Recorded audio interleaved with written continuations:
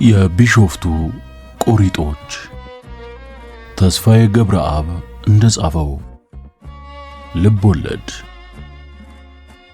ወጣቱ ባለሀብት ንግግሩን ወደ ማጠቃለሉ ተቃረበ።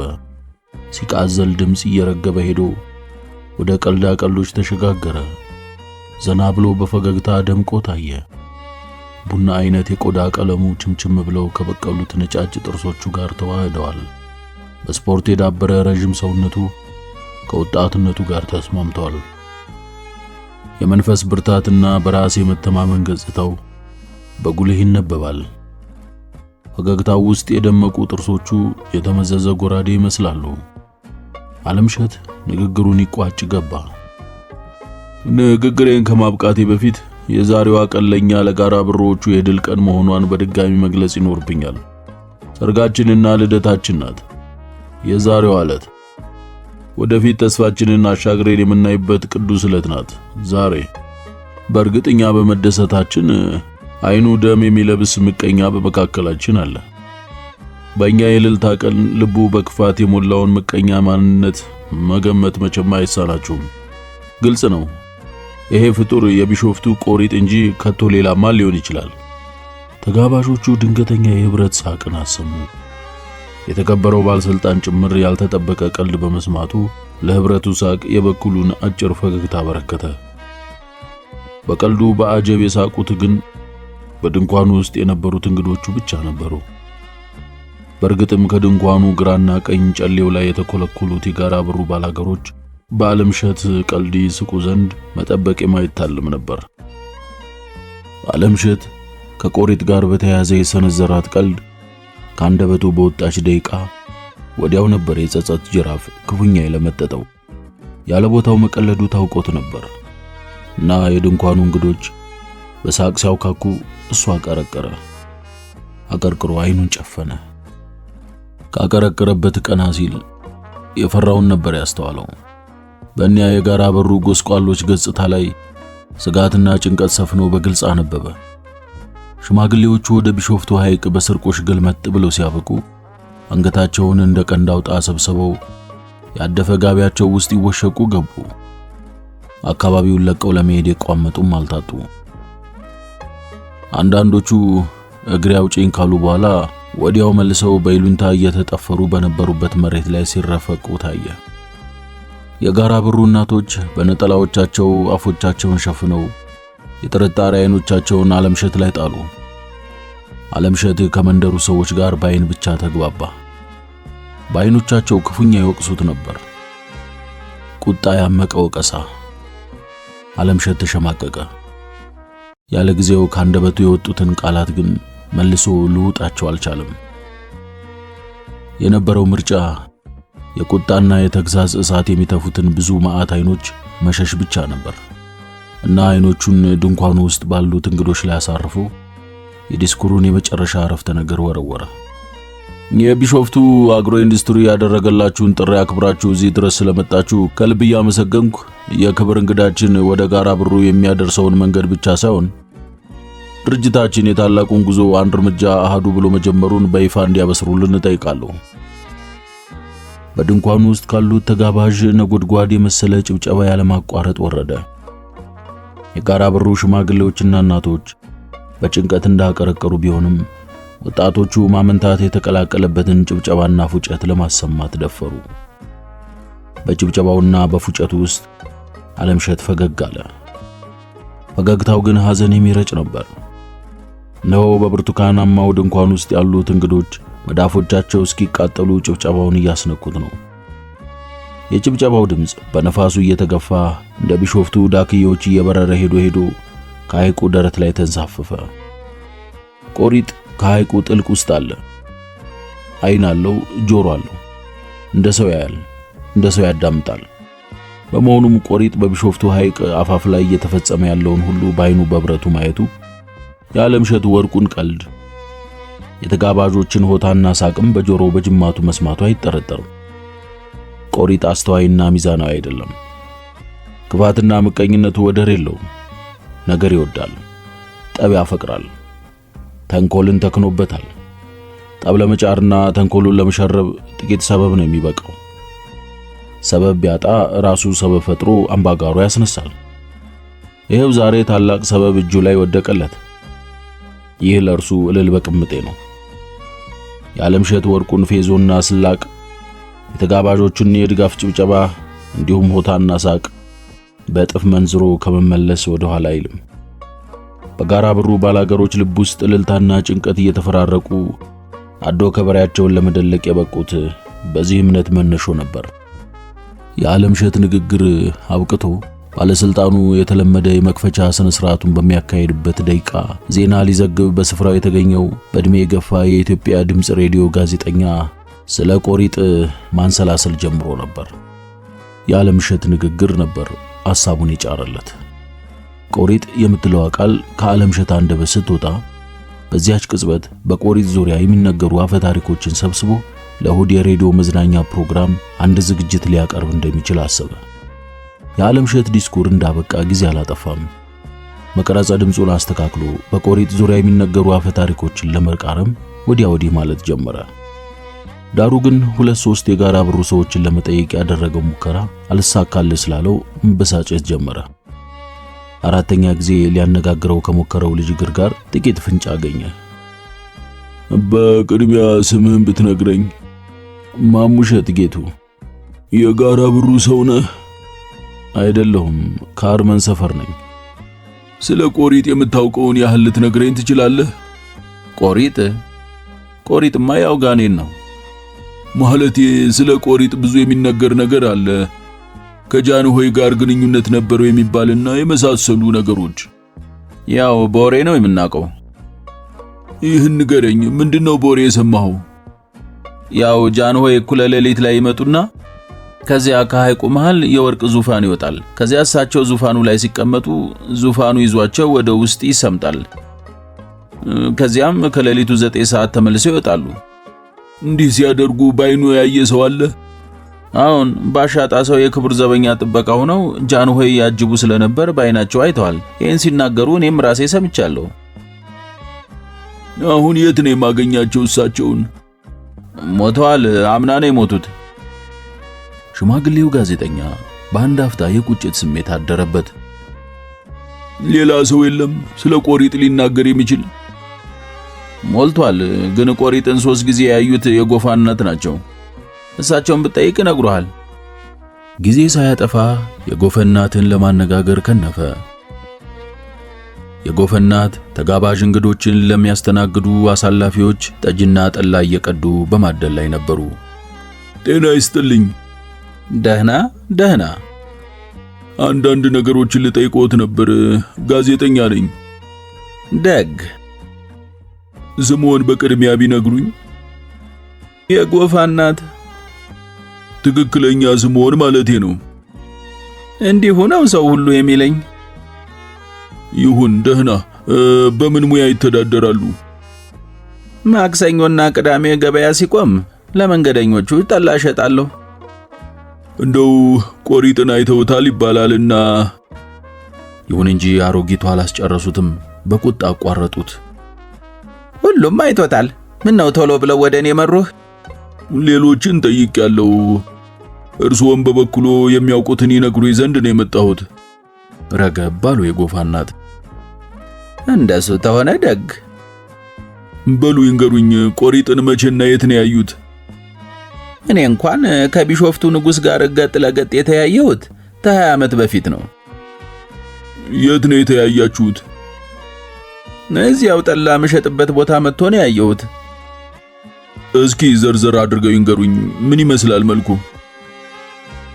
መልክማ የራሱ ምን መልክ አለው? ያው ተውሶ መጥቶ ነው ያየሁት። ምኑን ነው የተዋሰው? እንዴት ያለ ጥያቄ ነው ብለው ሳቁ የጎፋ እናት። ሽማግሌው ጋዜጠኛ ግራ እንደመጋባት አለና የጥያቄ ስልቱን ቀየረ። እስኪ ስለ መልኩ ዘርዘር አድርገው ይንገሩኝ። የኔ ወንድም ምንም ዘርዘር የለው። የኔ ወንድም ንጉሱ መጥቶ ሲያበቃ ኩርሲው ላይ አረፍ ብሎ አንድ ጣሳ ጠላ ጠጥቶ ስለ ስራዬ ሁናቴ ጠያይቆኝ አበረታቶኝ 2 ባውንድ ከፍሎኝ ተመልሶ ሄደ። ጣይ በረድ ስቲል እንደ ተራ ባላገር ኩርሲው ላይ ቁጭ ብሎ ተኔው ጋር ውሎ ነው ወደ ደብረ ዘይት ተመልሶ ሄደው። መልኩ ምን ይመስላል? እንዴት? አፍንጫው፣ አይኑ፣ ሌላው ጥቁር ነው ቀይ ነው ወይስ ነጭ ነው? ይህንን ቢነግሩኝ። እንግዲህ አፍንጫው እንግዲህ እንዲህ እንዳንተ ነው፣ ስንደዶ የመሰለ። አለባበሱም እንዲሁ እንዳንተ ነበር። ቁመቱ እንደ ዘንባባ፣ ሁናቴውም እንደ ጎልማሳ ሰው ነበር። ፈገግታው ወከክ ያለ ነው፣ ልክ እንዳንተ። ቆዳው ጠየም ያለ ነው፣ በዚህ ላይ ደግነት አለው። ለአንድ ጣሳ ጠላ 2 ባውንድ መክፈል፣ ሊያውም በዚያ ዘመን መቼም ደግነት ነው? ዳር የሌለው ደግነት እንጂ። ሰው ንጉሱን ክፉ ያደርጋል እንጂ ከሰው የባሰ ክፉ የለም። ሽማግሌው ጋዜጠኛ በጎፋ እናት የመልስ አሰጣጥ አልተደሰቱም። ቆሪጥን ከእርሱ ጋር ሊያመሳስሉ መሞከራቸው አስከፋው። ቢያስከፋውም ግን ሥራ ነውና ቀጠለ። ቅሬታውን ግን እንደ ዋዛም ቢሆን ሳይገልጽ ማለፍ አልፈለግም። መቼም ሙሉ በሙሉ እኔን ሊመስል አይችልም። የሆነ ሆኖ እንዲያው ቆሪጥ በመልኩ ከሰው የተለየ ካልሆነ ቆሪጥ መሆኑን በምን አወቁ? ወይስ ራሱ ነግሮት? ጋዜጠኛው ከርዳዳ ጸጉሩን ቆፋፍሮ ቀጠለ። ከዚያ ወዲያስ ከቢሾፍቱ ቆሪጥ ጋር ተገናኝተው ያውቃሉ? አዎን፣ በዚያው ሰሞንም ሰውን እንደው እዛው ጠላ መሸጥበት ቦታ መጥቶ ነበር። በእጅ አለ ለመስማት እየጓጓ። ምን ተነጋገራችሁ? ኧረ አልተነጋገርንም። ለምን? ቁራ ሆኖ ነበር የመጣው። ታናቴ ግራሩ ላይ ልክ እንደ ቁራ ከቅርንጫፉ አረፍ ብሎ ቁልቁል አይቶኝ ሲያበቃ ቸኩሎ ነበር መሰለኝ። ብዙም አልቆየ። አንዳች ነገር ተናግሮ ወደ ሐይቁ እየተጣደፈ በሮ ሄደ። ቆሪጥ ራሱን እንደፈለገው መለዋወጥ ይችላል ማለት ነው? እንደሱ አይደለም። በግ፣ በሬ፣ ውሻ፣ አህያ፣ እርግብና ንብ መሆን አይቻለውም። ሌላውን ፍጥረት ግን እንዳሻው ያዝበታል። በተለይ ግን ቁራ እባብና ሰው መሆንን ያዘወትራል። ማታ ማታ ጋር ብሩ ሲመጣ ደግሞ ብዙ ጊዜ ሴት ጅብ መሆንን ይመርጣል። ለምንድነው አሁን የጠቀሷቸውን እንስሳት መሆን የማይችለው? ተከልክሎ ነው። ማን የከለከለው? አቦ ናቸዋ። ለምንድነው የከለከሉት? እሱን አላውቅም። ደህና። ከዚያ ወዲያስ ቆሪጥን አይተውት ያውቃሉ? አዎን፣ እንዲሁ ሌላ ጊዜም ፍየል ሆኖ ቤቴ መጣ። እኔ ደግሞ ደጃፍ ላይ የጠላ እህል አስጥቼ ከወፍ እየጠበቅኩ ነበረ። ፍየሉ ሰተት ብሎ ሲመጣ ንጉሱ መሆኑን ትከሻዬ ነገረኝ። መጣና ስጡን ይበላ ያዘ። ዝም አልሁት። በላና ተመልሶ ሄደ። ሊፈትነኝ አስቦ እንጂ መቼም የጠላ አምሮት አልነበረውም። የሚደንቅ ታሪክ ነው የሚነግሩኝ መቼም። እስቲ ለየት ያሉ ጥያቄዎችን ደግሞ ልጠይቅዎት። ይሄ ምንድነው? መስለብ፣ ሰላቢ ሲባልም እሰማለሁ። ምንድነው ይሄ ነገር? ቢያብራሩልኝ። ይሄ ምኑ ይብራራል? ያው መስለብ ነዋ። የተፈቀደለት በሰፌድና በወንፊት ይጎትታል። እግርና እጁን ዘርግቶ ተቀምጦ እየሰለበ ይበላል። እንዴት ነው በሰፌድና በወንፊት የሚሰልበው? ግልጽ ቢያደርጉልኝ። ግልጥ እኮ ነው። ይሄን ሳታቅ ቀርተህ ነው። የጎፋ እናት ጠላና ጠጅ የማደሉን ተግባር ሳያጓድሉ ለሚጠየቁት መልስ መስጠታቸውን ቀጠሉ። ባውቅማ መቼ ጠይቆት ነበር? ፈጽሞ ስለማላውቅ ነው። እኔ የአዲስ አበባ ልጅ ነኝ። የጎፋ እናት ፈገግ አሉ። አዲስ አበባ አይደል እንዴ ታዲያ ዋናው የሰላቢ ሀገር? እሱን አላውቅም አለ ጋዜጠኛው ፈጥኖ። ይንገሩኝ እስኪ የሰፌድና የወንፊቱን። በቃ ያው ይሰልቡበታል። የተደገመበትን ሰፌድ በግራ እጅ ወንፊቱን በቀኝ እጅ ይዙና መላመላ ተሆኖ የሚሰለበውን ሰው ደጃፉ 3 ወይም 7 እንደ ትእዛዙ መዞር ነው። ከዚያ በፊት ግን የሚሰለበውን ባይን ማየት ይገባል። ንጉሱ በልዩ ሁናቴ በሰጠው ጥበብ ካልሆነ ባይን ታልታየ መስለብ አይቻልም። ባይን ማለት ሲሉ የሚሰለበውን ነዋ። ዱቄትም ሆነ ጠላውንም ጠጁንም ሰላቢው ወዳጁ መስሎ ተጎረቤቶቹ ጓዳ ይገባና ሁሉም ባይኑ አፈስ እያረገ ማየት ነው። ባይኑ አይቶ ሲያበቃ ያየውን ሁሉ ማታ ይሰልበዋል። እንደዚያ ነው ስርዓቱ። ምግብና መጠጥ ብቻ ነው የሚሰለበው? እሱ እንደ ንጉሱ ትእዛዝ ነው። እንዴት? ምን እንዴት አለው? ታደክመኛለህ እንደው አንተ ሰው። ስለማላውቅ እኮ ነው። ያው ነገርኩህ እኮ። ሌላውንም ለምሳሌ መኪና መስለብ ይቻላል? እሱን አላውቅም። እንደው ለምሳሌ ያህል አዲስ አበባ ያለውን ሰልቦ እዚህ ማምጣት ይቻላል? የጎፋ እናት ሳቁ። መስለብ ተሆነማ ታዲያ መስለብ ነው እንጂ በቅሎ አይጫን። ሽማግሌው ጋዜጠኛ መስለብን ለበጎ ተግባር መዋል እንደሚቻል እያሰበ ነበር በልቡ። ዕቃዎችን ከወደብ መሃል አገር ለማጓጓዝ ከባድ መኪና ከመጠቀም በቀላሉ ወንፊትና ሰፌድን እያጋጩ እየሰለብን ያሻን ቦታ ለምን ጉባ እናደርገው? ጋዜጠኛው ጥያቄውን ቀጠለ። እሺ ሌላ ልጠይቆት፣ ሌሊት በጥቁር አህያ ስለመጋለብ የሚወራውስ ምንድነው? እንዴት ነው የሚጋልቡት? ተፈናጠው ነው ሳቁ የጎፋ እናት። ማለቴ በአህያ መጋለብ ጥቅሙ ምንድነው? እሱም ያው መስለብ ነው እኮ። ከሰፌድና ከወንፊቱ አይለይም፣ እየጋለቡ ይሰልባሉ። አህያው ነው የሚሰለበው? ድግምቱ ነው። ሰላቢው በተደገመበት የቁም መጥረጊያ ሀብቱን ይጎትተዋል። አህያው ተራ አህያ ነው? አይደለም። ሰላቢውን አህያ የመጥራት በረከት ከንጉሱ የተሰጣቸው አመድ ላይ ይንከባለሉና ይጠሩታል። ጥቁሩ አህያ ድንገት ከተፍ ይላል። እንደ ተራ አህዮች አፍ ላይ ነጭ የሌለው ጥቅጥቅ ያለ ጥቁር አህያ ነው። በየት እንደሚመጣ አይታወቅም። መስለቡ ሲያበቃም እንዳመጣጡ ይሰወራል። የት ሄዶ እንደሚቆይ አይታወቅም። ረቂቅ ነው። ይህንን ጥበብ ሰው አይደርስበትም። የሰው ዕውቀት ያው ጠላ ከመጥመቅ ጠጅ ከመጣል ያለፈ አይደለም። አመድ ላይ ሲንከባለሉ ሰው ያያቸዋል? በድብቅ ነው የሚሰሩት። አመድ ላይ ሲንከባለል በሰው የታየ ያብዳል። ማሰቢያው ይደባለቃል፣ ፉዞ ይሆናል። አሉ እኮ ብዙ ፉዞ የሆኑ። ንጉሱ የዋሳ አይደለም። ሀብት በዚህ ሲሰጥ ከፈተና ጋር ነው። የንጉሱ ጥበብ በየአይነቱ ነው። እንዲያው ግን በመተት በርግጥ ሀብት ይገኛል? ተንጉሱ ተተሰጠማ ይገኛል። በአህያ በመጋለብ በሰፌድና በወንፊት ብቻ ነው ወይስ በሌላም አለው? ኧረ ጉድ ፈላ።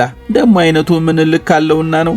በንጉሱ ትእዛዝ በጠርሙስ ያበሻ አረቄ ይሞላና አፉን በቆረቆንዳ በመወተፍ አንድ ጠርሙስ አረቄ እንደ 100 ይሸጣል። ቢገለጥ አያልቅም።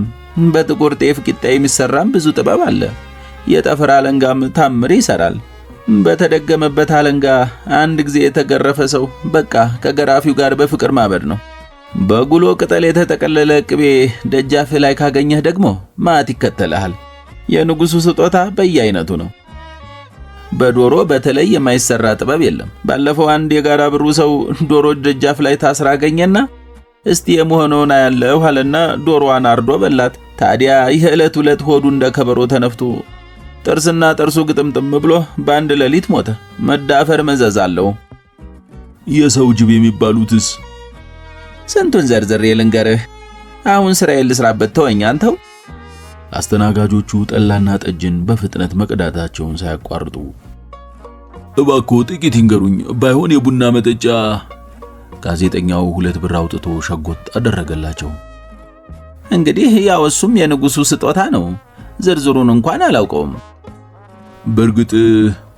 በርግጥ ሰዎች ወደ ጅብነት ይለወጣሉ? እሱማ ግልጥ ነው። የቆዳ ፋቂው ልጅ ማን ነው ስሙ? ቁንዲ። እሱ አሁን ሌሊት ጅብ ይሆን ነበር። ኋላ አንድ ሌሊት ሳያውቀው ተፍ እያለ አርመኖቹ ለጃር ተካሰናዱት ወጥመድ ጥልቅ አለ። እንዴት ያምልጥ? አመድ ላይ ካልተንከባለለ ደግሞ ጅብነቱን ትቶ ወደ ቁንዲነት መመለስ የሚቻለው አልነበረም። እንዲያውም የሚሆነው ግራ ገብቶት ሲጮህ ያኔ ጥበቃ ላይ የነበሩ የዓለምሸት አባት ጋሽ ወርቁ ነበሩ። ደረሱና በጠመንጃ ግንባሩ ላኑላ ገደሉት። ማለዳ ሲሆን ጅቡን ወደ ገደል ሊጥሉት ሲጎትቱት ፊት እግሩ ጣት ላይ የመዳብ ቀለበት ፊት እግሩ ጣት ላይ የመዳብ ቀለበት ታየና ድፍን ጋራ ብሩ ጉድ እያለ ቀለበቲቱን አውልቆ ጅቡን ወደ ቢሾፍቱ ገደል ጣለው። ኋላ ቁንዲ ጠፋ ተባለ። ቢፈለግ ቢታሰስ የትም አልተገኘ። ኋላ ከጅቡ ጣት ላይ የተገኘችው ቀለበት የቁንዲ መሆኗ ታወቀ። እንደገና ገደል የተጣለው የሞተ ጅብ ተፈልጎ አጽሙ ተሰብስቦ ቁንዲ እየተባለ ተለቅሶ በሰው ደንብ ተቀበረ። ቀዩዋ ሸረሪት የተባለችው የምትጠራው አሮጊትስ ምንድናት? የቢሾፍቱ ንግሥት ነው ስሟ። የንጉሱ ዋነኛ አገልጋይ ናት። ባላገሩን ደግሞ በፈውስም በሌላም ታገለግላለች። ፈውስ ሲሉ የሸረሪት በሽታ የያዘው ባላገር ንግሥቲቱ ሽንቷን ከመሽናቷ በፊት ማልዶ ይቀርባትና ምስር አኝካ እየተፋች ትፈውሳለች። አያሌ ነው የንግሥቲቱ አገልግሎት። ባላገሮች አህያ ሲጠፋባቸውም ለንግሥቲቱ ባውንድ ይከፍሉና እሷ ጢስ በማጤስ ብቻ አህዮቹ የተሸሸጉበትን የሌባ ቤት አቅጣጫ ትገልጥላቸዋለች።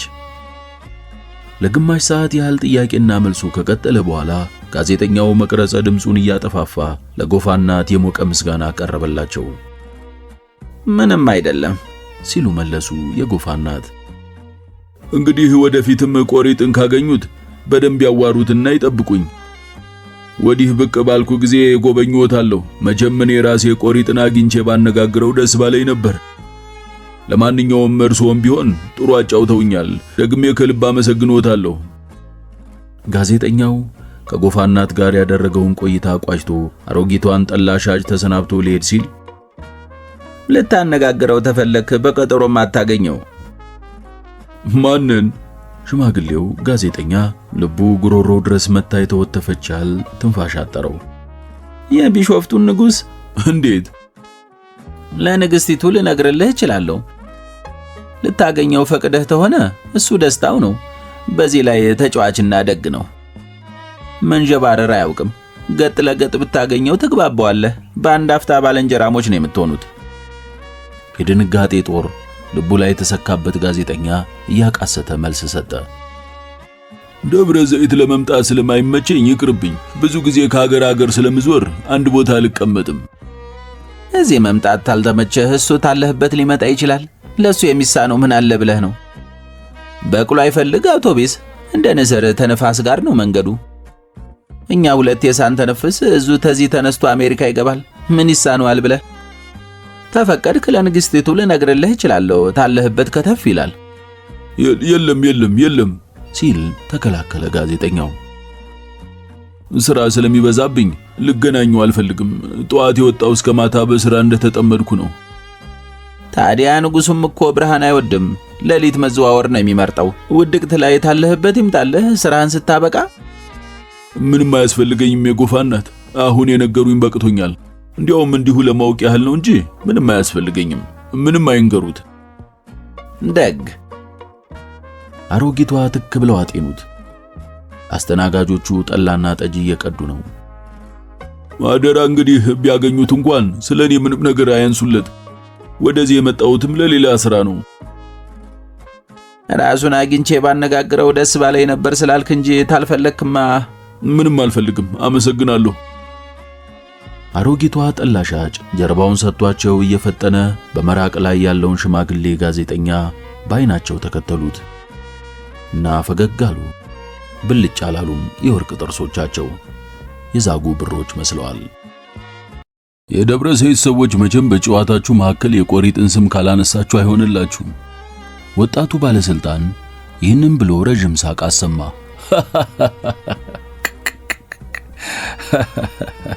ዳሩ ግን ረጅም ሳቁን ሙሉ በሙሉ ሳያጠናቅቅ መካከሉ ላይ ይገታው ዘንድ ተገደደ። ይህ የሆነው ባለስልጣኑ ከዓለምሸት ብቆት የነበረውን የሳቅ አጀብ በማጣቱ ነበር። ዓለምሸት የባለስልጣኑን ቀልድ ላለማባከን ሲል ለዛ እንኳን ቁራጭ ፈገግታን ለማበርከት ሳይችል ቀረ። በነገራችን ላይ አለ ዓለምሸት የሐዘን ደመና በሚረጩ አይኖቹ ባለስልጣኑን ያጤና፣ ቀደም ከቆሪጥ ጋር የተያዘ ቀልድ መሰንዘር ከባድ ስህተት ነው። እንዴት? የቢሾፍቱ ቆሪጥ ያሻውን ሁሉ ማድረግ የሚችል ባለሙሉ ኃይልና ስልጣን እንደሆነ የጋራ ብሩ ሰዎች በጽኑ ያምናሉ። ከትውልድ መንደሬ ርቄ በመቆየቴ ነው መሰለኝ ጋራ ብሮች ስለ ቆሪጥ ያላቸውን እምነት ችላ ብየው ነበር። ከምላሴ ላመለጠኝ በኋላ ነበር መሳሳቴን ያስታወስኩት። ገበሬዎቹ ከዓይኖቻቸው በሚወረወሩ የቁጣ የእሳት ጅራፎች እስኪ በቃይ ነው የለመጠጡኝ። ሰርግና ሐዘንን በአንድ ድንኳን የማስተናገድ ያህል ነው የከበደኝ። ባለስልጣኑ የዓለምሸትን ንግግር አቋረጠው። ቆሪጥ በመሰረቱ ምንድነው? ሰው ነው ወይስ ሰይጣን? ለዚህ ጥያቄ ዓለምሸት ቀጥተኛ መልስ አልሰጠም። በቅድሚያ እስኪ አንተ ስለ ቆሪጥ ያለህን ዕውቀት ንገረኝ አለው። ባለስልጣኑ ራሱን ግራና ቀኝ ንጦ ሲያበቃ ቢራውን ደህና አድርጎ ተጎነጨ። ከዚያም ምን አውቃለሁ በሚል ስሜት እንደማሰብና ፈገግ እንደማለት ብሎ እርግጠኛ ሳይሆን መልስ መስጠት ጀመረ። ቆሪጥ ዩኒቨርሲቲ ያለው ነው መሰለኝ ለመጀመሪያ ጊዜ ስለ ቆሪጥ የሰማሁት። ተረት ቢጤ ነው ታሪኩ። በርግጥ ቢሾፍቱ ሐይቅ አካባቢ እንደሚኖር ጃንሆይ ቅንድቡ የተጋጠመ ሰው ይገብሩለት እንደነበር ይህንኑ ነው መሰለኝ የሰማሁት። በቃ ይህንም ብቻ አለ አለምሸት በፈገግታ ተውጦ። እንግዲያው ስለ ቆሪጥ 1% ያህል እንኳን አታውቅም። አለምሸት ሮዝማን ሲጋራውን በመለኮስ ላይ ሳለ ባለስልጣኑ ስለ ቆሪጥ የሚያውቀውን ጥቂት ተጨማሪ ነገሮችን አስታወሰ። ዩኒቨርሲቲ የነበሩ የደብረ ዘይት ልጆች ሲናገሩ የምንሰማቸው መሳጭ ተረቶች ትዝ ይሉኛል። ቆሪጥ አንድ እግሩ ቆራጣ በመሆኑ ቆሪጥ እንደተባለ፣ ለሚያመልኩት ሰዎች ሀብት እንደሚሰጥ። አለምሸት ሲጋራውን መጥቶ ጢሱን አትጎልጉሎ ከለቀቀ በኋላ እንግዲህ በቆሪጥ ዙሪያ ያሉ ትረካዎች ተረት ናቸው አይደሉም የሚለው አከራካሪ ይመስለኛል ሲል ጀመረ። የተማሩ ሰዎች ሁሉ ስለ ቆሪጥ አሁን ባልከው መንገድ ማሰባቸው ግድ ነው። ጋራ ብሮዎቹ ግን ስለ ቆሪጥ የተለየ እውነታ ነው ያላቸው። ቆሪጥ ከዝቋላ የተባረረ ጋኔን መሆኑን ያረጋግጣሉ። ከዚያም አልፎ ቆሪጥን ማነጋገር እንደሚቻል በእርግጠኝነት ይናገራሉ። ባለስልጣኑ አለምሸትን ትክ ብሎ ሲያጤነው ቆየና አንተ ቆሪጥ በአካል ይከሰታል ብለህ ታምናለህ ሲል ጠየቀው። አለምሸት አመነታ። በአካል ይከሰታል ብዬ ለማመን እቸገራለሁ። በድምጽ እንደሚከሰት ግን እርግጥ ይመስለኛል። ከቆሪጥ ጋር ተነጋገርን የሚሉ ከአንድ በላይ ሰዎችን አውቃለሁ። የት? እንዴት? መቼ? ባለስልጣኑ ባለማመን ሳይሆን በመጓጓት ነበር ጥያቄውን ያቀረበው። የዚሁ ጋራ ብሩ ሲል መልስ ሰጠ አለምሸት። ቆሪጥን ማነጋገር የሚቻለው ጋራ ብሩ ላይ ብቻ ነው። አሁን ድረስ ከሱዳን፣ ከጋና፣ ከአንዳንድ የአረብ ሀገራት፣ ከሀገር ውስጥም ከአዲስ አበባና ከሌሎች አካባቢዎች ጋራ ብሩ ድረስ እየመጡ ከቆሪጥ ጋር ተገናኝተው ፍላጎታቸው የተሟሉላቸው ምስጋና ለማቅረብ ብዙ ጊዜ ወደ ሆራ ሐይቅ ይሄዳሉ። ጋራ ብሩ የሚመጡት አዲስ አማኞች ብቻ ናቸው። ከቆሪጥ ጋር ተገናኝቶ ውል የፈጸመ ዳግም ጋራ ብሩ አይመጣም። ግንኙነቱን ሆራ ላይ ነው የሚቀጥለው። ቢሾፍቱ የአዲስ አማኞች ውል መፈራረሚያ፣ ሆራ ደግሞ የነባር አማኞች የምስጋና ማቅረቢያ መሆኑን ነው የሚታመነው። ባለስልጣኑ በመገረም ሲያዳምጥ ከቆየ በኋላ እየቀለድክ ነው ሲል ጠየቀው አለምሸትን በጥርጣሬ ያጤነው። አልቀለድኩም። አለምሸት ፈገግ አለ። የምታምንበትን ነው የምትነግረኝ ወይስ የሚነገረውን ነው ሲል መልሶ ጠየቀው። ይሉኝታ ባይዘው ኖሮ እንዴት ሚሊዮነር ለመሆን በቃ የሚል ጥያቄ ሊያቀርብለት ከጅሎት ነበር። ባለስልጣኑ ሳያውቀው ጭንቅላቱ እንደ ካውያ እየጋለ መሆኑን ተገነዘበ። ከሚሊዮነሩና ከወጣቱ ኢንቨስተር አንደበት የሚወጣውን ተረትና ተአምር መሰል ትረካ በማመንና ባለማመን መሃል ዋዠቀ እና የፈጠጡ አይኖቹን አለምሸት ላይ ተከለ። ሎጂካል መሆን አለብህ አለምሸት ሲል ተንደረደረና ቀጠለ። ይህ ጉዳይ ከሃይማኖት ጣጣ ጋር ሳታያያዝ ንገረኝ። የገድለ ቅዱሳንን የመሰለ ትረካ መስማት አልሻም።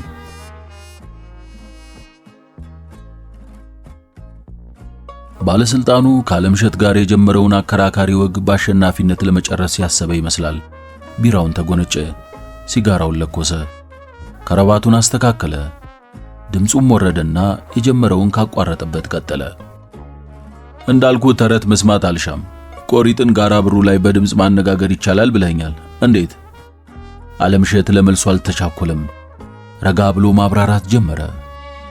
እንግዲህ የጋራ ብሩ ሰው እንደመሆኔ እስካሁን የማውቀው ቆሪጥን እንደ አምላክ ለመቀበል ፈቃደኛ የሚሆኑ ሰዎች ከቆሪጥ ጋር በግንባር ተገናኝተው የደም ውል በመፈጸም ሀብት ከቆሪጥ እንደሚበረከትላቸው ነው። የደም ውሉን ለመፈጸም ፈቃደኛ የሚሆኑትን የሰው ልጆች ከቆሪጥ ጋር የማገናኘቱን ተግባር በብቸኝነት የምታከናውን አንዲት አሮጊት ሴት አለች። ጋራ ብሩ ላይ ነው መኖሪያ ቤቷ። የባለስልጣኑ አይኖች ፈጠጡ። አለምሸት በተረጋጋ ሁኔታ ቀጥሏል። እንደሚባለው ከሆነ ቆሪጥን እንደ አምላክ የሚቀበሉ ሰዎች ቆሪጥን በአካል አያዩትም፣ በድምጽ ግን ያነጋግራቸዋል። ቆሪጥ አማኞቹን የሚያነጋግረው የአሮጊቷን ሰውነትና አንደበት በመጠቀም ነው። የቆሪጥ መንፈስ በአሮጊቷ ሰውነት ውስጥ ሲገባ ድምጿና ባህሪዋ ሙሉ በሙሉ ይለወጣል። በአሮጊቷ ተፈጥሯዊ የሴት ድምጽ ምትክ የቆሪጥ የወንድ መሰል ጎርናና ድምጽ አማኞችን ያነጋግራቸዋል። እንግዲህ ይህ ቆሪጥ የማነጋገሩ ሁኔታ በተደጋጋሚ የሚፈጸመው መሆኑን ብዙዎች ይናገሩታል።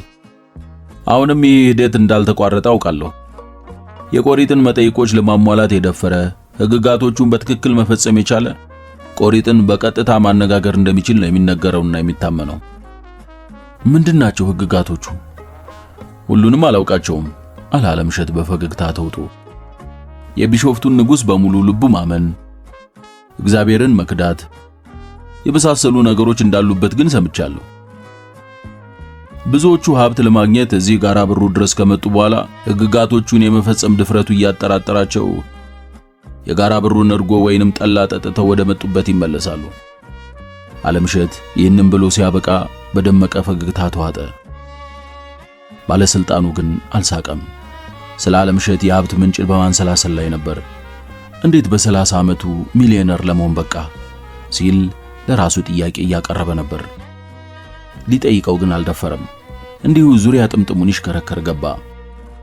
በመሰረቱ ሰዎችን ከቆሪጥ ጋር ታገናኛለች ያልካት አሮጊት ሴት በመሰረቱ ሰዎችን ከቆሪጥ ጋር ታገናኛለች ያልካት አሮጊት ሰው ናት ወይስ መንፈስ? በትክክል ሰው ናት። ስም አላት? ቀበሌው ያውቃታል? ባለስልጣኑ የሚሰማውን ማመን እንዳቃተው ገጽታው ላይ ይታወቅበት ነበር። ዓለምሸት ደብዘዝ ባለ ፈገግታ ተውጦ መልስ ሰጠ። ኑሯን የመሰረተችው ጋራ ብሩ ላይ ነው። መኖሪያ ቤት አላት። ቤቷ በቀበሌ የተመዘገበ ሊሆን እንደሚችል እገምታለሁ። በብዛት ቀይዋ ሸረሪት በሚል ስያሜ ነው የምትታወቀው። የቢሾፍቱ ንግሥት በሚል የአክብሮት ስም የሚያቆላምጧትም አሉ።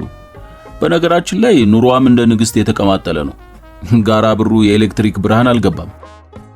እሷ ግን በግሏ ጄኔሬተር አላት። ወራዊ ገቢዋ እስከ 20 ሺህ ብር ድረስ እንደሚደርስ ይነገራል። 25 ያህል ቅርንጫፎች አሏት። በምስራቅ ሸዋ ሁሉም ይገብሩላታል። በተለይ አርብ ጋራ ብሩ ላይ አስገራሚ ትዕይንት ማየት ይቻላል። ከ3 እስከ 6 ሰንጋ የሚገቡላትም አሉ። ሁሉም ይገብሩላታል። በተለይ አርብ ጋራ ብሩ ላይ አስገራሚ ትዕይንት ማየት ይቻላል። ከ3 እስከ 6 ሰንጋ የሚያገቡላት አሉ። ቡና ይጫንላታል፣ ዕጣን፣ ዶሮ፣ በግ። ለስለት የሚገባውን ደግሞ አላምረው የተባለው ጉዳይ አስፈጻሚዋ ለገበያ ያቀርበዋል። ብሔሯ ምንድነው? እሱም በእውነት አላውቅም። መገመት አትችልም? የጋራ ብሩና የአካባቢው ሰዎች ብሔር መለየት በእጅጉ አዳጋች ነው። ተቀላቅለናል። ኦሮሞ፣ አማራ፣ ጉራጌ፣ ትግሬ ከደቡብ ሳይቀር የመጡ ሰዎች ናቸው ጋራ ብሩዋን የመሰረቷት። ጋራ ብሩ የቆዳ የሽመናና የሸክላ ሥራ በባህላዊ መንገድ የሚመረትባት የገበሬዎችና የባለ እጆች መንደር እንደመሆኗ በንግድ እንቅስቃሴዋ ምክንያት ከአጼ ምኒልክ ዘመን ቀደም ብሎ ጀምሮ የተለያዩ የምስራቅ አፍሪካ ጎሳዎች ወደ ጋራ ብሩ ብቅ ይሉ ነበር።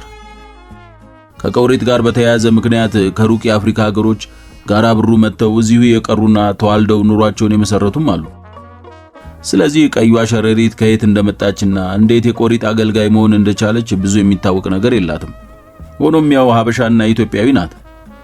ከዚያም ዓለምሸት ፈገግ ብሎ እንኳን የቀይዋ ሸረሪት የራሴንም ብሔር ለይቼ ለማወቅ እቸገራለሁ ጃል አለው። ደህና እሱን እንተው አለ ባለስልጣኑ። የልጅነት መጠሪያ ስሟ ማን ይባላል? በእውነቱ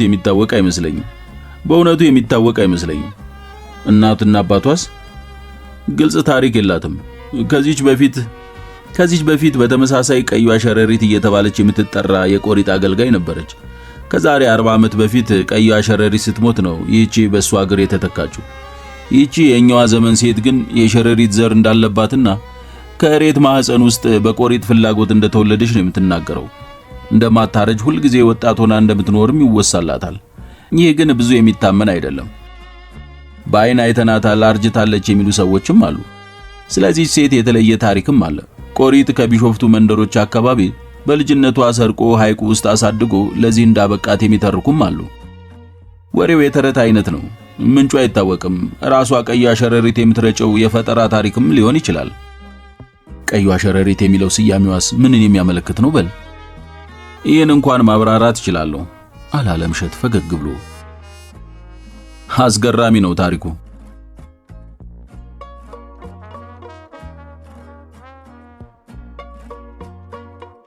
ይህች አሮጊት ሴት ከእኩለ ሌሊት በኋላ በኤሊ መጠንና ቅርጽ ወደ ሸረሪትነት እንደምትለወጥ ነው በድፍን ጋራ ብሩ የሚታመነው። ቆዳዋም እንደ ኤሊ ድፍንና ሻካራ ሳይሆን እንደ አጥንተ ጠንካራና መስታወታማ እንደሚሆን ይነገራል። በዚያ መስታወታማ ገላ ውስጥ ደም የመሰለ ነገር ሲዘዋወር እንደሚታይ ይነገራል። ቀይዋ ሸረሪት የሚለው ስያሜ ከዚህ መገኘቱን ነው የጋራ ብሩ ሽማግሌዎች የሚገልጹት። ባለስልጣኑ አገጩን መዳፉ ላይ አስደግፎ በተመስጦ ሲያዳምጥ ከቆየ በኋላ ለምንድን ነው ወደ ሸረሪትነት መለወጥ የሚያስፈልጋት ሲል ጥያቄውን አራዘመ። ትረካው አስገራሚና ማለቂያ አልባ ነው ሲል ቀጠለ አለምሸት። ይህች አሮጊት ሴት ወደ ሸረሪትነት በተለወጠችበት ደቂቃ ጋራ ብሩ ላይ በየቤቱ ግድግዳና ጣራ ላይ ያሉትን ሸረሪቶች ሁሉ የማዘዝ ስልጣን ይኖራታል ተብሎ ነው የሚታመነው። በየቤቱ ግድግዳ ላይ ድር አድርተው የሚኖሩ ሸረሪቶች ቀን ቀን ሲወራ የሰሙትን ሁሉ ሌሊት ሌሊት ለቀዩዋ ሸረሪት እንደሚያቃጥሩ በጽኑ ይታመናል። ስለዚህ የጋራ ብሩ ሰዎች ምንጊዜም ቀዩዋ ሸረሪት ላለማማት ይጠነቀቃሉ። ድንገት ተሳስተው ክፉ ነገር ቢናገሩ ግን ማፍረሻ አላቸው። ፈጥነው ጥቁር ውሻን ያማሁት ይላሉ። ይህን ካሉ ሸረሪቶቹ እውነት ይመስላቸውና የሰሙትን አያቃጥሩም። ሌላ ደራሽ እንግዳ ሰው እንኳን መጥቶ ቀዩዋን ሸረሪት አስመልክቶ ክፉ ቢናገር ጋራ ብሮዎቹ ስለ ጥቁር ውሻን የሰማሁት የሚለውን ማፍረሻ በፍጥነት በማነብነብ ራሳቸውንና ክፉ ተናጋሪውን ካደጋ የማዳን የቆየ ልማድ አላቸው። ስለዚህ ጋራ ብሩ ላይ ስለ ቀዩዋ ሸረሪት ክፉ ለማውራትና የጣራና የግድግዳ ሸረሪቶች መኖር አለመኖራቸውን ማጣራት ያስፈልጋል። ይህንን ችላ ብለው የቢሾፍቱዋን ንግሥት ያብጠለጠሉ አይቀጡ ቅጣት እንደተቀጡም ይታመናል። ቀዩዋ ሸረሪት ቅጣቷን በተለያየ መንገድ የመፈጸም ብቃት እንዳላት ይነገርላታል። ለቀላል ሐሜቶች ቀላል ቅጣቶችን የምትቀጣው ሌሊት ሌሊት እኒያ የግድግዳና የጣሪያ ስር ሸረሪቶች በንግሥታቸው ሲታዘዙ በቀጥታ በእንቅልፍ ዓለም ወደ ተዋጠው ሰው ያመሩና ጭንቅላቱ ላይ በመዞር በቅዠትና በአስደንጋጭ ህልም ውስጥ ገብቶ እንዲሰቃይ ያደርጉታል። አስፈላጊ ከሆነም ቅጣቱን በሚፈጽምበት ሰው ጆሮ ውስጥ ገብተው ይሸኑበታል። እንቅልፍ ላይ ባሉ ሰዎች ከንፈር ላይ መርዛም ሽንታቸውን እየለቀቁ ቁስል በቁስል የማድረግ አቅም አላቸው። ስለዚህ በማንኛውም መልኩ መምጫዋ ከማይታወቀው ቀይ ሸረሪት ጋር መጋጨት አደገኛ ነው ብለው ያምናሉ የጋራ ብሩ ሰዎች። ባለስልጣኑ ተረት መሰሉን ትረካ አዳምጦ ሲያበቃ አንተ በግል ከነገርከኝ ውስጥ እውነት ነው ብለህ የምታምነው ይኖራል ሲል በድጋሚ ጠየቀው። አለምሸት ቀደም ሲል የገለጸለትን መልስ አረጋገጠ። ቆሪጥን በድምጽ ማነጋገር እንደሚቻል የሚገለጸው እውነት ሊሆን ይችላል። ምክንያቱም ውቃቢ፣ መተት፣ ሰላቢ፣ ቡዳ፣ አንደርቢ የመሳሰሉ ነገሮች መኖራቸው እውነት ነው። ሳይንስም እስካሁን ድረስ ረቂቅ ሚስጥራቸውን መፍታት አልተቻለውም። ስለዚህ ሰዎች በቀይዋ ሸረሪት በኩል ከቆሪጥ ጋር እየተገናኙ እግዚአብሔርን በመካድ በምትኩ የሀብት ስጦታ ከቆሪጥ እያገኙ ያሉበት ሁኔታ ሊኖር እንደሚችል ገምታለሁ። ባለስልጣኑ በመዳፉ ግንባሩን አሻሽቶና ተንጠራርቶ እንዲሁም ቢራውን ተጎንጭቶ በተሸበረ መንፈስ ሌላ ጥያቄ ጣል አደረገ። ቀይዋ ሸረሪት ግን በእርግጥ ሰው ናት? አያጠራጥርም። አለምሸት ፈገግ ብሎለታል። በዓይንህ አይተሃት ታውቃለህ? እኔ አላየዋትም። በተለያዩ አጋጣሚዎች ያዩዋት ግን አሉ። ጩሉሌ የተባለ አንድ እረኛም አላት። ምሽት ላይ የእግሯን የማጠብ አገልግሎት እንደሚሰጥ ይነገራል። እሷም ተረት እንዳትሆን እጠራጠራለሁ። በፍጹም ሰው ስለመሆኑ አልጠራጠርም። ሌላው ቀርቶ ከ30 ዓመት በፊት ከአባቴ ጋር በአካል ተገናኝተው ተነጋግረዋል። ያውም መኖሪያ ጎጆአችን ድረስ መጣ ነው ያነጋገረችው። በሌሊት ማለት ነው። አባቴ እንደነገረኝ እኔ ገና የ3 ዓመት ሕፃን ነበርኩ። ምን ተነጋገሩ ከአባቴ ጋር? እንደሚመስለኝ አባቴ በወጣትነቱ አስቸጋሪ ሰው ነበር። ጥብቅ የአቦ አማኝ ሆኖ በማደጉ ቆሪጥንና ቀዩዋን ሸረሪት በአደባባይ ይሰድባቸው ነበር። በተለያዩ ጊዜያት የመግደል ሙከራ ተደርጎበት ሳይሳካ ቀርቷል። አባቴ በጉልበቱ አዳሪ መሆኑን ሲያስመሰክርም ቀዩዋ ሸረሪት ልትደራደረው ወስና በሌሊት ከናጃቢዎቿ መጣች። በበቅሎ ሆና ፊቷን በቀይ ሻሽ ሸፍና እንደመጣች አባቴ ነግሮኛል። አትድረስብኝ፣ አልደርስብህም፣ አንተ አቦን እንደምታምን ሁሉ የቢሾፍቱ ንጉሥ ለኔ ጌታዬ ነው እንዳለችው ነግሮኛል። ደም ወደ መቃባት ከምናመራ እስከ ልጅ ልጅህ ላልደርስብህ አንተም ስሜን ላታነሳ እንማማል እንዳለችውና በዚሁ እንደተስማሙ ነው ያጫወተኝ። አሁን እድሜዋ ምን ያህል ይሆናል ሲል ጠየቀ ባለስልጣኑ። ወደ 70 እንደሚጠጋት ይገመታል። ባለስልጣኑ በተቅበጠበጠ መንፈስ ወደ ሌላ ርዕስ ዘለለ። ቆሪጥ ይህን ያህል የሚያስፈራና በተጨባጭ ማድረግ ኃይል አለው ብለህ ካመንክ ቅድም በንግግርህ ላይ እንዴት ለመቀለድ ሞከርክ? የቆሪጥ የማድረግ አቅም የሚረጋገጠው አማኞቹ እስካሉ ድረስ ብቻ ነው ብዬ ነው የማምነው። እነዚህ አማኞቹ የሰው ልጆች ናቸው። ቆሪጥን ተጨባጭና የሚዳሰስ ያደረጉት እነርሱ ናቸው።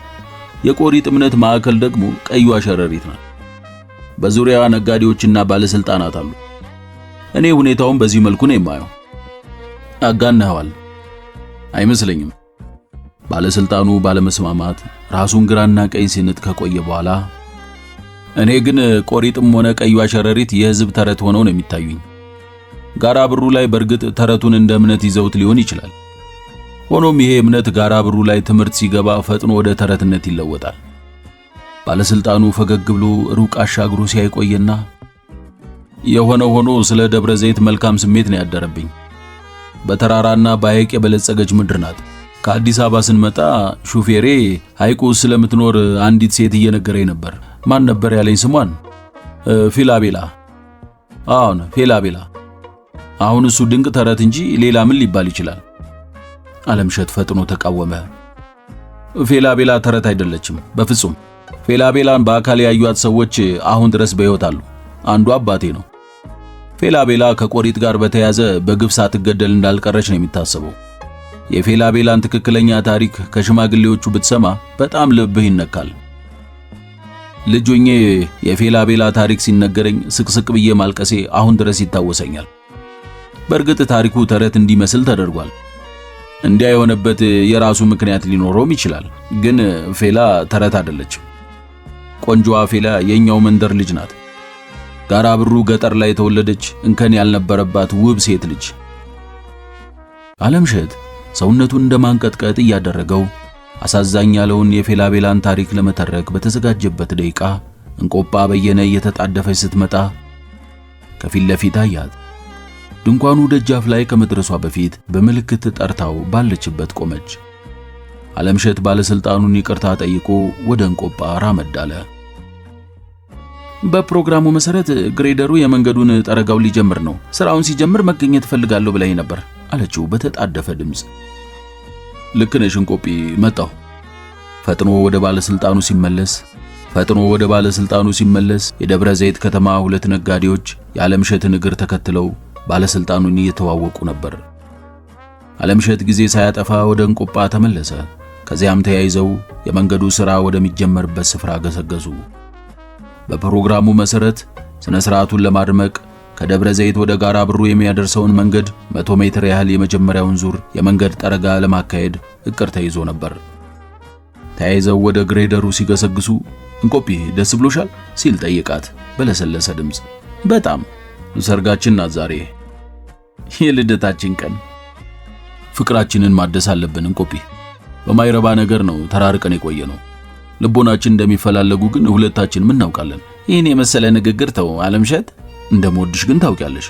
ለዚህ አባባል እንቆጳ መልስ አልሰጠችውም። እሱ ቀጠለ። አንቺም እንደምትወጂኝ አውቃለሁ።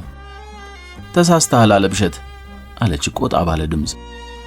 ከእንግዲህ ወንድምና እህት ብቻ ነን። ካንተ ጋር ለመስራት ስራዬን ትቼ ከመምጣቴ በፊት በዚህ ጉዳይ ተግባብተናል ብዬ ነበር። ቃላችን የእግዚአብሔር ቃል አይደለም እንቆጲ። መላእክት መሆን አለብህ ቃላችንን ለመጠበቅ። ስሜታችንንም ማዳመጥ አለብን። ደጋግሜ ነግሬሃለሁ ዓለምሸት፣ ላንተ ክብር አለኝ፣ እወድሃለሁ። አብሬህ መስራት እንደሚያስደስተኝ አውቃለሁ። ከዚህ ባሻገር ግን ስሜቴ ስላንተ የሚነግረኝ ጥሩ ወንድም የመሆንህን ብቻ ነው። የምርሽን ነው እንቆጵ? አዎን። ጨካኝ አትሁኝ። ጨካኝ መስዬ ከታየው ላደርግ የምችለው ወደ ነበርኩበት ተመልሼ ወደ ቀድሞ ስራዬ እንዲመልሱኝ መጠየቅ ብቻ ነው። ቁና ተነፈሰ ዓለምሸት። እናም በተጎዳ ስሜት እንዲህ አላት። ደህና፣ አፈቅርሻለሁ፣ እወድሻለሁ። ካንቺ ሌላ ላፈቅር የምችል መስሎ አይሰማኝም። ይህም ሆኖ ግን አንቺን ሙሉ በሙሉ ከማጣት በፈቀድሽው መልኩ አብረን ብንሰራ መርጣለሁ። የመንደሩ ሥራ ከሚጀመርበት ስፍራ ሲደርሱ ጢሱ እያተጎለጎለ የቆመው ግሬደር በጋራ ብሩ ወጣቶች ተከቦ ነበር። ወጣቶቹ ጎማውን እየነካኩ የግሬደሩን አካላት እየደባበሱ በማድረቅ ላይ ነበሩ። አካባቢው ላይ ቁጫጭ መስለው የፈሰሱ ቲማቲሞች እንደ ክረምት እንቁራሪት ይንጫጫሉ። ግሬደሩ መሬት የሚጠርግበትን አካፋ ለስላሳው መሬት ላይ አጋድሞ ጢሱን ሲያቡለቀልቅ ለውጊያ ቸኩሎ ልቀቁኝ የሚል የጦር ፈረስ ይመስላል።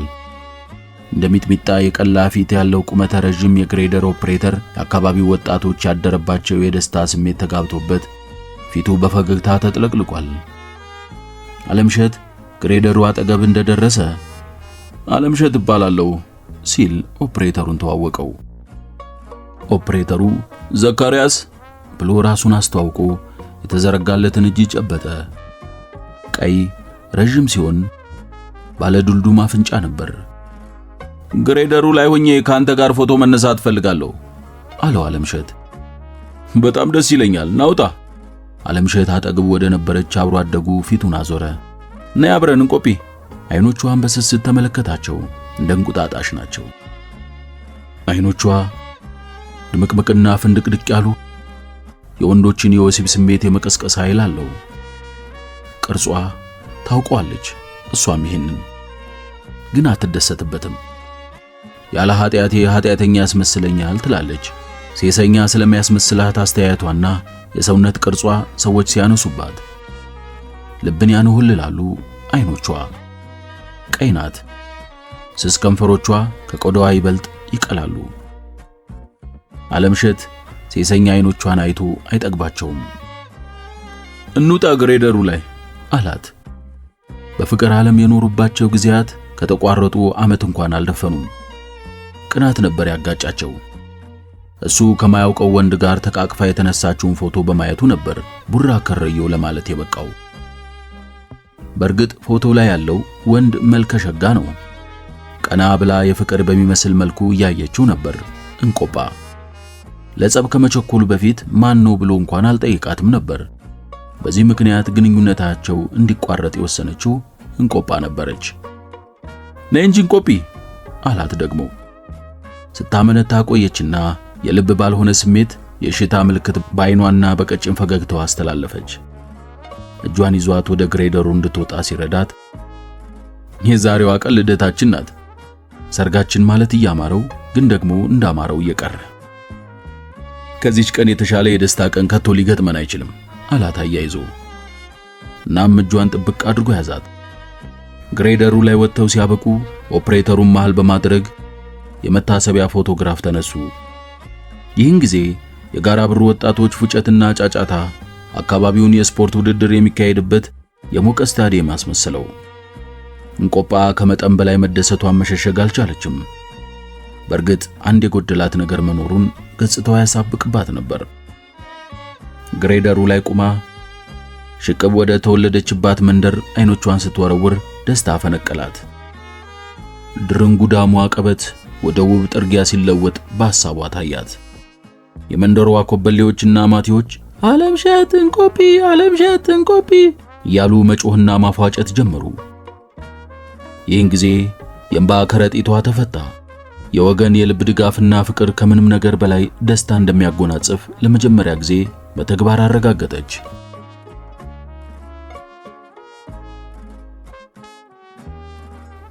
ወረደ እንባዋ። እሷም ተወችው። ወደ አለምሸት ዞር ብላ ለመመልከት አልደፈረችም። እርሱም የእርሷን በመሰለ ስሜት ውስጥ ሊሆን እንደሚችል አልተጠራጠረችም። ጣቶቻቸው ተቆላልፈዋል፣ አልቧታል። እየፈጃት ነው እንደ ሰዓት የአለምሸት መዳፍ። እንቆጲ አይኖቿን ሽቅብ ማዶ ላይ እንዳሳረፈች መልስ ሰጠችው። ህልም ይመስላል አለምሸት። ማመን ይቸግራል እንቆጲ። ይህን የመሰለ ተግባር ስለመፈጸም ብዙ አውግተን እንደነበር ትዝ ይላል። ህልማችን ፈጥኖውን ሆነ። ከ15 ደቂቃ በኋላ ግሬደሩ ገራሙን የአዳ መሬት እንደ አበሻ ቢላዋ በሰላ ካፋው ሰቅስቆ እየጎደፈረ ይገፋው ጀመር። የወጣቶቹ ፉጨት ጨመረ። የማቲዎቹ ጫጫታ አየለ። የልጃገረዶቹ እልልታ አየሩን ሞላው። ፉጨቱ፣ ጫጫታውና እልልታው ውህደት ፈጥሮ እንደ ቢሾፍቱ ገደል ንስር የነፋሱን የጉዞ አቅጣጫ ተከትሎ አየሩን ለሁለት እየሰነጠቀ ከቢሾፍቱ ሐይቅ ደረት በላይ ከቢሾፍቱ ሰማይ በታች ናኘ ዋኘ። ግሬደሩ ከኋላው እንደ አስፋልት ቀጥና ለጥ ያለ ትኩስ ጥቁር መንገድ እየሰራ ወደፊት ነጎደ። ማቲዎቹ ግሬደሩን እየተከተሉ ተንጫጩ። የሰላው አካፋ እየፋቀና እየጎደፈረ በሚያነጥፈው ትኩስ መሬት ላይ የተንደባለሉ ተጫጫሁ። አለምሸትና እንቆጳ የደስታ እንባ እያቀረሩ ግሬደሩን ከፊትና ከኋላ በከበቡት የጋራ ሪና ማቲዎች ላይ አሳርፈዋል። ሐሴት ፍጹም አደንዝዟቸው ስለነበር አጠገባቸው ቆሞ ደግሞ ደጋግሞ ሰላምታ ያቀርብላቸው የነበረውን ሽማግሌ እንግዳ ሰውን አላስተዋሉትም ነበር። አለምሸት እንደመባነን ብሎ ለቀረበለት ሰላምታ ምላሽ ሰጠ። የኢትዮጵያ ድምፅ ሬዲዮ ጋዜጠኛ ነኝ። ሀብታሙ እባላለሁ። ዓለምሸት እባላለሁ። ምን ልታዘዝ? ድርጅታችሁ ሊያከናውነው ባቀደው ኢንቨስትመንት ዙሪያ የማቀርብልህ ጥቂት ጥያቄዎች ነበሩኝ። ገና ምንም ሳይጀመር ወሬ ማብዛት ምን ፋይዳ አለው ብለህ ነው? በኢንቨስትመንት ዙሪያ ብዙ መናገር ይገባናል አቶ ዓለምሸት። መጪውና ቀሪው ተስፋችን እሱ ነው። ዓለምሸት ጥቂት አቅማምቶ ተስማማ። አንዳንድ ሽማግሌዎችን አነጋግሬ ነበር። ደስተኛ ያልሆኑበት ነገር እንዳለ ነው የተረዳሁት። ቆሪጥ የተባለውን የቢሾፍቱ ንጉሥ በመዝለፍህ ቅሬታ አለ። ምንድነው ይሄ? ሊገባኝ አልቻለም። ልክ ነህ አለ ዓለምሸት ፈገግ ብሎ። የጋራ ብሩ ሰው ካልሆንክ ሊገባህ የማይችል ብዙ ነገር አለ። እንግዲያው ቆሪጥን በተመለከተ የማነሳልህ ጥያቄ ይኖረኛል። ዓለምሸት በተቃውሞ እጁን ብድግ አደረገ። አጀንዳው ለሚዲያ የሚሆን አይደለም። በመዝናኛ ፕሮግራሞች በተረት መልክ ላቀርበው ነው ያሰብኩት። ቆሪጥ ተረት አይደለም ሲል ጫን ባለ ድምፅ ገለጸ። ቆሪጥ ከዚያም በላይ ነው ጋዜጠኛ። ተራ ነገር ነው ብዬ ነው። ተሳስተሃል። ሌላ ቀን እኔ ራሴ ጠራህና ተራ ነገር አለመሆኑን እነግርሃለሁ። መልካም አለ ሽማግሌው። ጋዜጠኛው ከጫጫታው ዞር ብንል ምን ይመስልሃል?